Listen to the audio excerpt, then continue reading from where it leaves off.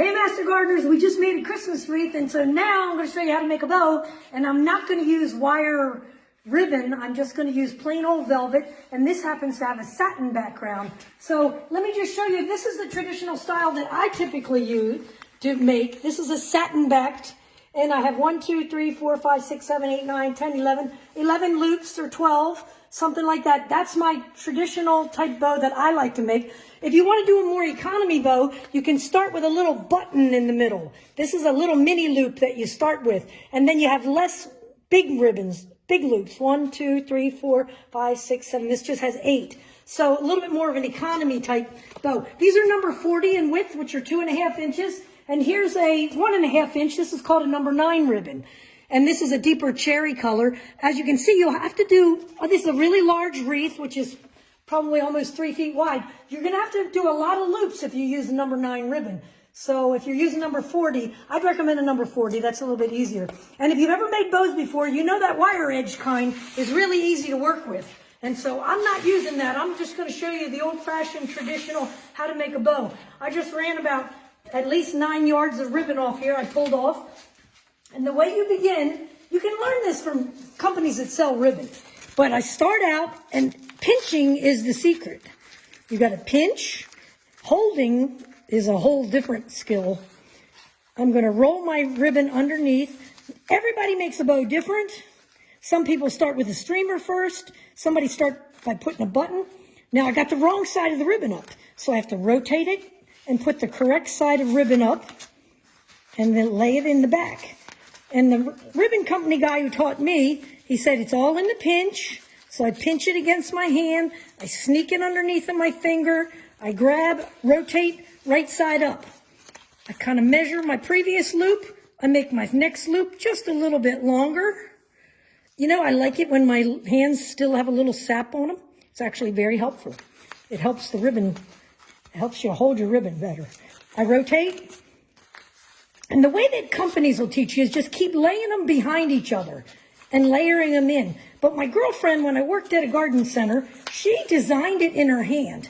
And so I started to do a similar technique. I see how I'm setting this one off to the side a little bit. I pinch it against the back of my hand, rotate the right side up, and I'm kind of going to go to the left side here on this one. Going to make it approximately the same size. And I'm going to pinch. I'm going to rotate the right side up. Try to grab it with my fingers. You got to get your fingers in shape for this, so you got to start making them before Christmas and hanging them on hangers so that you can use them at the holidays because your hands get tired. Now this one I'm going to put in the center.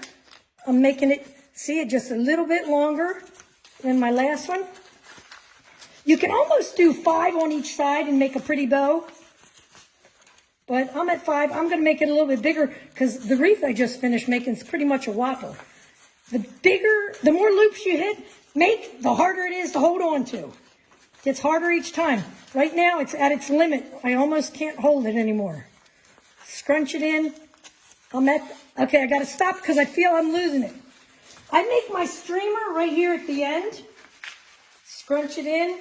That's going to be my streamer. Now, I'm going to show you, this is one of the hardest parts, is putting the wire on. I'm using number 24 gauge wire. This is florist wire. I'm going to bend it in the middle to start. So I've got it bent. I'm going to put it down over top of my bow. Scooting it over there. Pulling it down. You really have to be, I'll show you how to do this. You got to put your finger up in there and you pull really hard and you twist the bow on top to tighten it down real snug. You have to have a sharp pair of scissors. I remove the ribbon that I was working from. That removes the bolt. I'm going to pull my streamer down. Oops. I'm going to cut it at an angle. Kind of messed up a little bit there. Got to make it a little bit pretty. So there's my 2 streamers. And let me grab my bow. All right, so here she is. I'm going to pull my streamers downward, turn them so they're right side up, and then I'll be able to, if my wire is on there snugly enough, I can pull my loops where I want them. Usually after I get it on the wreath, I can do that a little better. once I got it attached. But I can pull these loops where I want them, provided I've got it in there pretty snug. So there's my finished bow. And let's hook him on here. Whoa, hit my wood stove. I'm gonna hook it on my wreath. And I just wire it on the back. Sometimes I use it for the wreath hanger itself. But I can wire it right on there. And I do like to wire it really snug. I crank it on there tight because I'm going to want to grab my pieces and rotate my bow.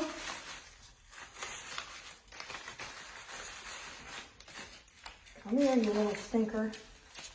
Get him straight. Get his streamer going the right direction. Fluff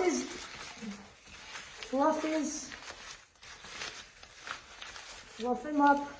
Puff his little loops up. Turn them up so I can see them. And there's my bow. That loop's a little bit big. And let me show you another thing. Here's my pine cones. I've rotated this wire on here. When it comes to putting the pine cones in, I kind of sneak them in the back, kind of sneak them in, snug them underneath. You don't want to grab around the branches and sort of girdle the wreath. You just kind of sneak them in.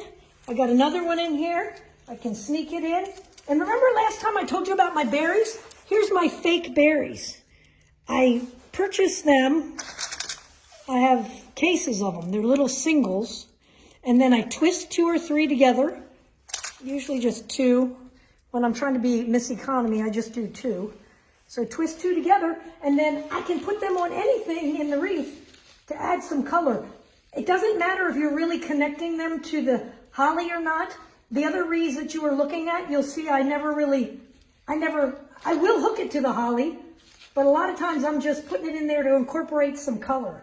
And you twist those on there, and I decorate with all my little pine cones in different positions. So there's my list. Did you take a look at that? I'm using my ribbon. You like number 40 the best? The wire edged is really easy to make a bow with. I got really sharp scissors, and I got wire. Mine's 22 gauge. I would really recommend a 24 gauge. That's a little bit better. And as you can see, there's the finishing wreath. It's almost 3 foot wide. There you go.